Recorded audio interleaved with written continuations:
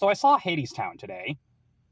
No, nobody squeezed out a bastardized Hollywood adaptation. What we got here is, I know there's an actual term for it, but it's escaping me, but it was essentially a concert film where they basically recorded one of the actual performances of the show, this specifically the version that was performed at London's West End back in 2025, and then edited that together to be a theatrical film showing in theaters, and so that was how I saw it.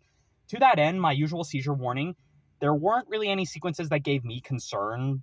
Fortunately, a lot of Broadway shows don't rely on like the flashy lightings, and quick cuts would literally be antithetical to a presentation like this. So those of you living with photosensitive epilepsy should consider this relatively safe. Not a doctor, not an expert, just a rando trying to be a good person. And so that's at least my thoughts on that front. If my skin is glistening a little bit, it's because it's really hot in this car. But anyway, Hadestown. Those of you who know me personally know that I have a fondness for musicals. I wouldn't really say that I was a theater kid in high school, more like a wannabe theater kid who tried to become a theater kid to get close to someone, and that didn't really work out, but that's a whole separate story for a whole separate video. And so naturally, I find myself gravitating towards these types of showings of Broadway musicals that are just the cast who's done it before, performing with the crew that has done before, basically getting as close to watching the show live in the actual theater as I can get, being someone who can't afford those types of Broadway tickets. Even if the tickets for this showing were pretty steep. I mean, it was about $15, but it's only showing for 5 days, that's why, which also means only 10 minutes for previews, so if you get a ticket, be on time, trust me. Now, when it comes to Hadestown as a musical, well, instead, rather than starting with a musical, let's start with how it uses Greek mythology and kind of plays around with it. It doesn't try to subvert anything or make any outright changes. It does play a little bit fast and loose, as most adaptations of Greek mythology do. But one thing I will give them credit for is that Hadestown actually remembers that Hades is the patron god of miners, meaning he oversees jewelry, coal, oil. And so I like how they kind of used that detail about Hades and then kind of expounded further and actually found a way to make it interesting to kind of explain the rules of this world.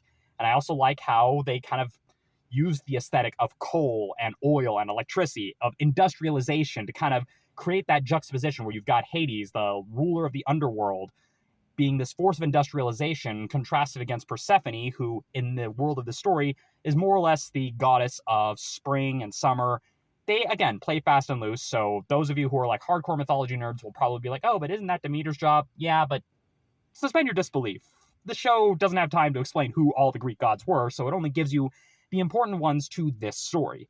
Speaking of which, it is the story of Orpheus, so if you're familiar with it in any capacity, you know how the story is going to end. And the musical very much tells you up front, hey, this is the same sad song. We all know where it's leading to, but we're going to perform it anyway because each time we hope it's different. And that basically forms the backbone of the entire show, where it gets you really invested in these timeless characters. You know, deep down, you know who Orpheus is. Deep down, you know who Eurydice is. And deep down, you know what's going to happen, but you still get really, really emotionally invested. You want things to turn out differently, that even when the large anticipated moment comes right at the end of the show, you just have that tension, that suspension, like, oh no, oh no, oh no, oh no. And then when it hits, it's like, even though you see it coming, it's still like a punch in the gut. As for the music, it's very much one of those musicals that chose one specific genre and stuck with it. So the genre of choice here is 1920s New Orleans style jazz. It really leans in that aesthetic. You see the band actually on stage.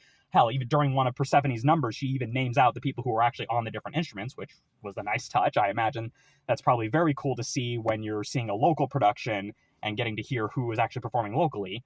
And so that's a bit of a nice touch, but that's very much the aesthetic that it leans into, and it leans into it very, very well, even when it kind of plays a little bit fast and loose with the overall song that Orpheus was working on throughout the show that kind of also adds the other major backbone of the show as it stands. So all I have to say is this was really good. And honestly, this is probably the best way for those of us who can't afford Broadway tickets to see the show.